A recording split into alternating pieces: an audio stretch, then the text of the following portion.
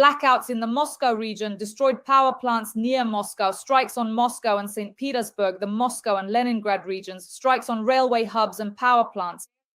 All of this is the work of the armed forces of Ukraine, the defense forces. Let's discuss the prospects of destroying the Russian economy. Moscow and St. Petersburg left without power. These are massive strikes, blackouts, attacks on airfields like Diaghilevo and others. With the well-known journalist Alesya Batsman right now, I'm very glad to see you, especially today. Dasha, hello friends, I'm glad to see you too. Tell me, please, did you expect at all that Trump would decide to impose sanctions against Lukoil and Rosneft, and that President Zelensky would announce that as soon as tomorrow we might have crypto moguls? Of course, Dasha, not only did I expect it, but you and we've been talking about exactly this from broadcast to broadcast. To say that President Trump is on the same path as us. And this path leads to sanctions, powerful sanctions against Russia, and to America providing Ukraine with the most powerful weapons. There are no other options, no other path for President Trump or for us. And in fact, as a result of all this, Putin also has only one path left. Look, we've always discussed this issue with you for so long. We've talked about the fact that we don't know when this will happen, because logically everything will develop and move forward just as it has been. So we didn't predict all of this, but we did analyze it.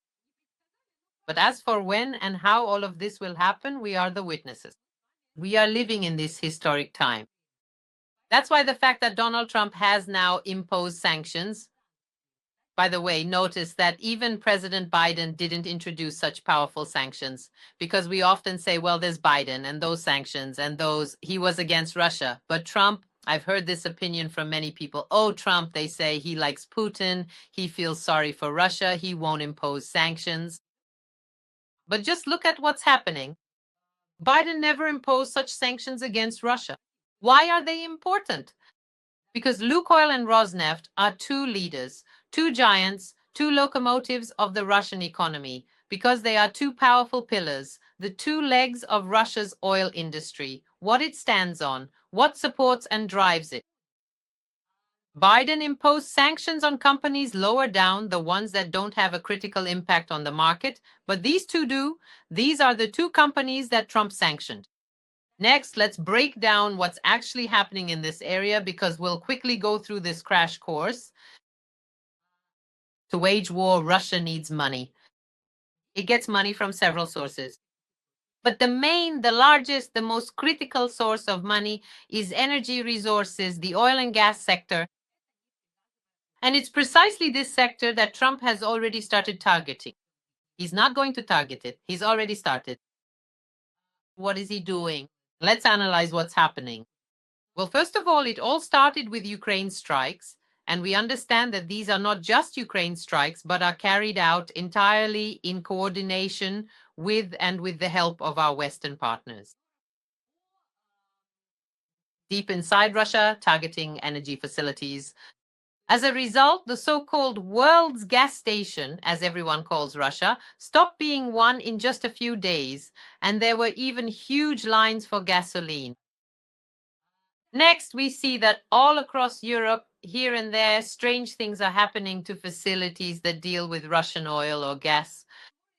We see it, of course we do. The next point. Even before the sanctions, even against Lukoil and Rosneft, we see that China and India, Trump, are being pressured to give up Russian oil. And this is an absolutely critical issue. They are the largest buyers. But after Trump imposes these unprecedented sanctions against Lukoil and Rosneft, information comes in that China and India are refusing. Moreover, they are already starting to sign contracts because negotiations had been going on before this. They understood that it would all come to this, and they would have to reorient themselves and leave the Russian market. They are already looking elsewhere to other countries and signing contracts there. Next point. What Trump promised during his election campaign. We remember, drill, baby, drill. Drill, baby, drill. And that's exactly what they're doing now. Look, Last night, there was news that Donald Trump is allowing the extraction, the production of energy resources along the entire American shelf, wherever they are found. This is basically a revolution, right? A revolution that will bring what? Well, first of all, it will bring super profits, big earnings for the USA, not just for certain businessmen, but also for the state budget. Indeed, it will increase America's prosperity, and it will give Ukraine a stronger position while leaving Russia without money. And now I'm saying the key point. It will leave Russia without money. And what does it mean to leave Russia without money? It means that Putin will no longer be able to continue the war, at least not on the same scale as it is now. Look, let's break it down. It's no coincidence that Trump mentioned this when Putin said no sanctions will affect us. All these sanctions supposedly don't bother us at all. Wonderful. And what did Trump reply to him? Well, let's talk about it in 6 months. Wonderful too. We'll see. Why 6 months? Because in reality, for Putin to actually feel the effects of these sanctions and the lack of money, some time has to pass. In fact, 6 months is nothing at all. It's just a moment. But what happens if Putin runs out of money that he's currently spending on the war? First of all, they're paying huge sums to the contract soldiers. These really are huge amounts, tens of thousands of dollars. Even now, without these latest decisions from Trump, we can see that in some regions, Russia is already starting to retroactively reduce payments to these contract soldiers. 2, 3, 4, even 8 times in some regions. So they're already basically cheating them retroactively. They signed up and sold their lives for one amount, and now they're being told, no, it'll be 8 times less. But it's still a lot of money. Every day this army needs to be maintained. If that money runs out, then what needs to be done?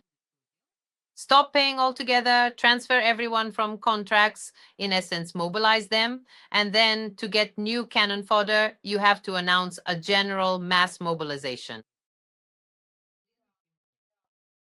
Next point. And how do you keep producing weapons? Because to wage war, you need a certain amount of drones, missiles, tanks, and whatever else. Then that costs a lot of money. And look, the military-industrial complex that Putin launched, the defense industry, it has to keep ramping itself up. It needs to receive government contracts. There are already a huge number of people working there who are used to getting much higher salaries than in other non-military sectors. And this too, well, it's all interconnected. Everything is tied to everything else. So this sets things in motion. Yes, it really does stimulate the Russian economy, because when those working at these enterprises receive money, they can spend it and, again, inject it back into the economy, buy things, and so on. Travel somewhere, spend money, and so on and so forth. Pay taxes.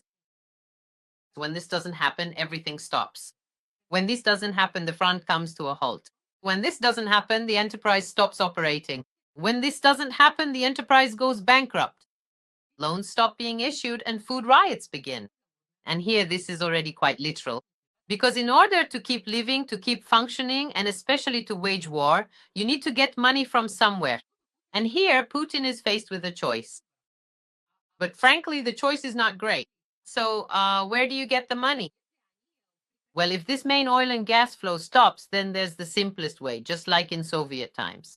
They're used to using it, taking it away from the population. All right, they'll take it away. They'll take it away. They'll seize all the bank deposits. They'll take everything that was ever kept anywhere.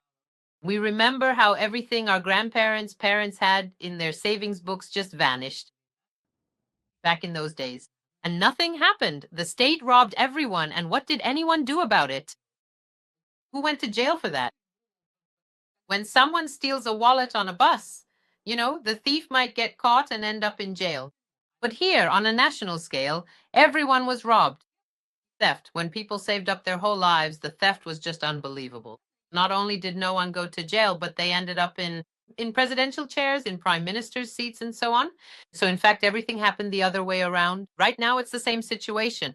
The authorities themselves will be taking the money. That's why everyone in Russia who is listening to us or watching right now should think about this. If they have money sitting in banks somewhere, they need to urgently withdraw it and move it out. Otherwise, it will simply be taken by the state. The next point is pensions. Pensions will stop being paid because even now they're already saying it. You can see how they're preparing for it.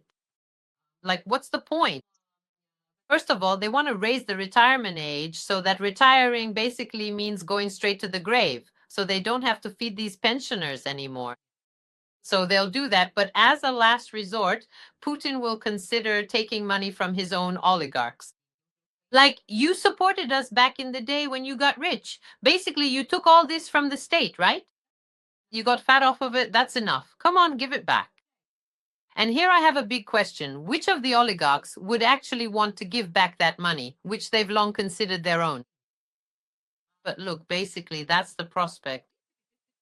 Or the second prospect is to stop the war. That's to stop the war. Well, and then if the war stops, it's clear that a completely different architecture will take shape. And the political landscape could change very quickly.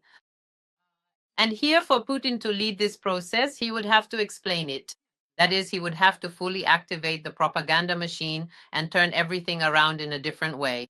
But in principle, he could do it if it weren't for the issue in his head. The issue called Ukraine, and so he keeps going down this path. Look, I think that for him, Trump's statement about canceling the meeting in Budapest was like a slap in the face from Trump. I think he didn't expect that. For some reason, he was sure that he still had some time to keep dragging things out with impunity, making a fool out of Trump, leading him on, stalling for time. I repeat, stalling for time, to hold that meeting in Budapest, to once again tell him stories about the Ruriks and the Pechenegs, to once again make some outrageous demands and lure him in with things like so-called joint hockey games. He was sure he would be able to do all of that. Because look, he called before the decision on the Tomahawks had even been made. And look, it's not just me saying this. We've talked about this together. According to my insider information, there were going to be 10 Tomahawks. 10, not 100, not 200, just 10. Trump was already ready to send them everything. The logistics, everything was known, everything was decided, how to service them, everything. And Putin knew this too. And when it came to this, he stalled. Until the very last moment, on Thursday, on Friday, they were supposed to hand them over. In fact, that's why President Zelensky flew to Washington. And on Thursday, Putin urgently calls Trump and redecides everything his own way. Oh, what a clever guy. You know, he managed to pull it off again. Once more, he spun Trump around his finger, and Trump listens to him. And now the decision about the Tomahawks is postponed, and they start talking about meeting dear friend Vladimir. Look, it seems like everything was working out for Putin, but there's one thing he doesn't understand. Trump is no longer the same Trump who even welcomed him in Alaska. Now, even he himself, he's very angry at Putin. And his inner circle, they treat him, you know, with a kind of barely concealed but still obvious hatred, which they don't even bother to hide when talking in off-the-record conversations. So, of course, right now it has come as a complete shock to Putin, a real cold shower that Trump is saying, A, I won't repeat Alaska's mistake again. You won't make a fool out of me anymore. This means that before we meet in Budapest, our teams, and why not Vitkov but Rubio, because Rubio is a hawk, our teams led by Rubio must agree on the agenda down to the letter so that it doesn't turn out like it did in Alaska, remember? Trump actually walked out. He was confused, disappointed. He gave him the red carpet, he gave him a hug in the back seat of the limousine, but in the end he walked out and he couldn't understand how anyone could refuse what he was offering because he was offering him truly luxurious terms. And of course, he was so upset that they didn't even feed Putin in the end. He didn't cancel all the joint flower laying ceremonies, which were supposed to be for World War II veterans and so on. Now, having learned from bitter experience, he said, I'll only fly to this meeting when our teams have agreed on every single detail. What are we going to present to the press? You have to do this, this, this, and this. And the main thing here was the condition that Trump set was a ceasefire. In other words, after the meeting in Budapest, we had to come out and you had to say, that's it, I'm stopping everything. The fighting stops and we begin the peaceful negotiation process. Of course, no one knows how long these negotiations will last, how it will all go, what will happen. Well, naturally, no one knows this, no one can predict it, and where all this will lead is also unclear. But what Trump wanted to get from Putin was to sell his meeting as a ceasefire achievement. A complete ceasefire. That's exactly what he, if we remember, started with initially. Remember, he said, first a ceasefire, then we'll work out a peace agreement. No problem. Okay. But a ceasefire. As we understand, this moose, I almost said horse, Lavrov, did not agree to that. And after talking to Ruby just lost it. Look, they're kind of holding themselves back, but I can see what's going on inside. The team's reaction, yeah, when we're talking, at first they were even afraid to say anything bad. When it comes to Russians, we discuss everything openly, without hiding anything, and talk about who is worth what. But at first they were like that. Well, I'm talking about my own experience here. I'm sharing my experience with our viewers right now. Yeah, at first they would all speak using polite, politically correct words, very carefully and cautiously. Well, those who support us at the same time, they also understand who the aggressor is. But at first it was all kind of respectful, and then somehow it all became more neutral. Now they openly express their opinions about them. In other words, they're already on our side. They went through this process very quickly, and now they say that these people are completely incapable of making agreements. They are absolutely, unhinged people who think they can do anything, and that their nuclear club is the guarantee of everything. They think they can wave it around endlessly, and that because of it, they can dictate any terms they want. And this already annoys the Americans. It pisses them off. And of course, when Trump saw this, he just went ahead and canceled the meeting. And then he just went ahead, just like that, without even announcing it, because before that, remember, he said, well, now is not the time for sanctions against Russia. So he keeps playing this game like over there, it's all blah, blah, blah. That's why I say, don't listen to what Trump says, watch what he does. Remember, I always tell you that because if you listen to him, you'll all end up depressed. You'll all be constantly angry, constantly upset, drinking, taking some kind of sedatives. So don't listen to him. You can turn him on, just watch him if you want, but then read about what actions were actually taken, by his administration, his department of war, as he now calls it, finance, and so on. So let's look at the actions. And the actions are as follows. 2 days before this, Trump says it's not the time for sanctions against Russia. And then the finance minister comes out and says that there are these two companies called Lukoil and Rosneft. We're imposing sanctions against them. And the next day, Trump comes out and says, drill, baby, drill, we're opening everything up here. In other words, he's changing the rules of the game, you see, in the oil market, in the global oil and gas market. And this, of course, I want to tell you, is a particular trait of Trump, his unpredictability. In some cases, that's a downside, but in others, it's an advantage, and he really can be effective. So what I want to say is that Putin really didn't expect this. He's at a loss. I don't know if he's panicking, but listen, they have all the information over there. You and I are only analyzing based on indirect evidence, based on certain signs, and also even on what they officially release. I mean, their financial structures. The Russian ones are saying that they're in deep trouble. Well, let's not forget what their finance minister said. There was just a forum in St. Petersburg, supposedly an international economic one, and what Nabulina kept saying all the time. So they were sounding the alarm to Putin, even back in the summer, already in the public space. They were warning that if Putin didn't end the war by the end of summer or the beginning of autumn, let me remind our viewers, Russia's economy would collapse. What does a collapsed Russian economy mean? We can keep speculating about that. So he went to the oligarchs to take their money. Well, first of all, he will certainly take money from some, but others will clearly resist.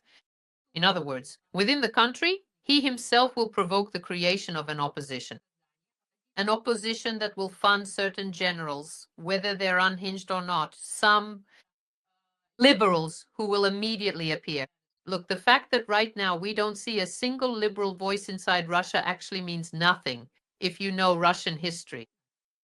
Because as soon as the right conditions arise, and as soon as someone starts pouring in big money and feels empowered, and if one of the FSB factions inevitably supports it, then events can unfold at a kaleidoscopic speed. You see, this Swan Lake moment we've been waiting for could come sooner than expected. And in principle, the West already, judging by my conversations, for the most part is no longer even afraid of the potential breakup or disintegration of Russia, because they understand that the intimidation that Putin began to employ en masse against the Baltic countries, for example, against Poland, against Romania, and other countries neighboring Russia, Finland, and so on, could escalate into something bigger. And everyone is already fed up with it. These Russian fighter jets in the skies over NATO countries, they're irritating, you know? That's why, of course, they all understand that Russia, in its current form, won't leave them in peace either. And so the question is what to do with Russia. Well, our answer is obvious, clear. Listen, we've been telling you this since day one. Change the regime.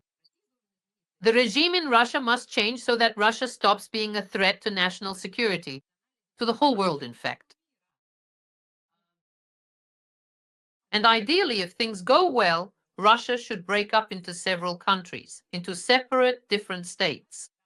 By the way, these regions already consider themselves oppressed. They've been waiting for this moment for a long time. They've been ready for it for a long time. It's just that nothing has come together yet, you see, because basically this is an empire that is bound to burst. And I want to tell you that now I see more and more people in the West who understand this, who are not afraid of it, because they were also afraid, remember, of the collapse of the Soviet Union. Even the Americans, they didn't want the Union to fall apart either. And why? First and foremost, because of nuclear weapons, the same old nuclear weapons. Bush came to visit. He came to our Verkhovna Rada to persuade Ukraine by all means not to seek independence, not to separate, and so on. But that no longer depends on anyone. You see, these kinds of processes, when they are set in motion historically, no longer depend even on the will of the biggest players, because it's a kind of historical inevitability. Yes, you are absolutely right, as you said. And here is a very important point. When we meet next week, there will be a meeting between Trump and Xi in South Korea ahead of us. The 30th, October 30th. This is a very significant event. Many China experts are saying that this meeting could actually determine the fate of ending Russian aggression. Let's definitely discuss the fact that Chinese state oil companies are now in shock. And they, following the Indians, just these days, they have suspended purchases of Russian oil precisely because of the sanctions against Russia that Trump imposed on Rosneft and Lukoil. So now both India and China have had their state companies suspend oil purchases. But this is a very painful blow for Putin. And what do you think? What could Xi and Trump agree on in South Korea, and will they reach an agreement? This is a very important topic, I think. It is the most important thing, because without Xi's support, Putin wouldn't have been able to continue the war for so long. In other words, he wouldn't have been able to wage it by now. Given how the situation is currently developing, and again, considering how former President Donald Trump has essentially modeled and shaped it, this upcoming and highly anticipated meeting between Trump and Chinese President Xi Jinping gives us every possible chance and opportunity for President Xi to dopi. Let me put it this way. Well, not that he would start supporting Ukraine, but that he would stop supporting Russia. We have every chance for this to happen, for Xi to stop supporting Russia. And what does that mean? If Putin loses revenue from oil and gas, those oil and gas revenues, and then China also stops supporting him, just imagine, friends, what Chinese support really means. It's not just direct military support like drones. We all know and understand this, and also spare parts and components for targeting systems. Without China, those missiles and drones wouldn't be able to reach Ukraine in such numbers. But beyond all that, it's also crucial support in the form of Chinese goods, starting with military uniforms and clothing for Russian killers, occupiers, for the military-industrial complex, and even down to food supplies. So this includes food supplies, including rations and absolutely everything else. You see, it's clear that this benefits China because they've simply found a huge market for their goods, dumping all sorts of products of such quality that no one else would buy them. They don't even want them in China itself. To buy, to own. Listen, Chinese-made cars in China are generally only bought by the most backward, the poorest, and the least fortunate people. I occasionally watch videos that people post about daily life in China, and in those videos you can see that the majority of people who purchase these vehicles are those with very limited financial means. There are a couple of Ukrainian women who moved to China a long time ago, and they run their own blog from time to time. It's tough there with the internet, tough with all of that stuff. But nevertheless, they keep going, not often, but on various topics, talking about life in China, how everything is set up there for their own audience. It's very interesting. So, what do they say? The thing is, Chinese cars, Chinese-made products in China are generally considered, if you drive a Chinese car, it means your life hasn't turned out well. In other words, something is wrong. All the cars, even the parking lots, they constantly film the parking lots near, just right here by the houses in this neighborhood, in this city. All the cars there are brands, we know. That is, they're all different, from Toyota to Mercedes, Lexus, and Ford. But as for Chinese cars on Chinese roads, you very rarely see them. And this is considered, let me repeat, I already said that. But they found a great sales market, Russia. And in Russia, people actually buy Chinese cars, because if you compare Chinese cars with, compared to the quality of the cars currently produced in Russia, like those vans, Lada Kalinas, and some Zhigulis, a Chinese car will look like something ultra-modern and high quality, because those vans are already coming off the assembly line rusty. Do you see what I mean? And there, where the speakers should be, where the music is supposed to play, it's just stuffed with this, not with foam, but with something like cotton wool. Well, that's footage from the dealerships. It's not like I'm making this up, friends. You can probably find all of this online. But people go in, get outraged too, film it, and post it online. So just imagine what a favor Russia is doing for China. A huge market where they can dump these Chinese cars that nobody else wants, even for free. They don't even buy them in China, you know. But Russians are buying them because, I repeat, things are even worse there everywhere. I mean, right now they can't produce anything themselves at all without the Western machines that have already broken down, without technology, without high quality parts. Everything with them, it's like they have hands growing out of their backsides, you know? So we're coming back to the point. Look, without support from China, both military, industrial, and economic support, well, Putin, he'll just collapse. And it's very realistic that Trump could get Xi to do that. And here, Trump understands perfectly well that if he manages to do this, it will happen much faster. The goal he set to stop the war will be achieved. So it turns out that next week is very important from a geopolitical perspective because everyone is waiting for this meeting. For some reason, everyone thought that first Trump would meet with Putin in Budapest, and then Trump would fly to South Korea to talk with Xi, but that wasn't the case. As they say, Trump surprised everyone with sanctions instead of a meeting. Next week, Alesya and I will meet right after, so to speak, the meeting between Xi and Trump to discuss it while it's still fresh. And Alesya will immediately give a full breakdown of the results of the meeting. I think it will be very interesting. Friends, support our tandem. As always, we are here for you. Despite blackouts, despite the lack of electricity, despite the situation, Alesya and I still come out every week to discuss current military and political events. Please like this video and in the comments, write a few words in support of our tandem. Alesya, you always get so many compliments. You can't even imagine. I read them with great pleasure. The one and only, the famous journalist Alesya Batsman. Alesya, thank you so much and see you next week. Thank you, Dasha.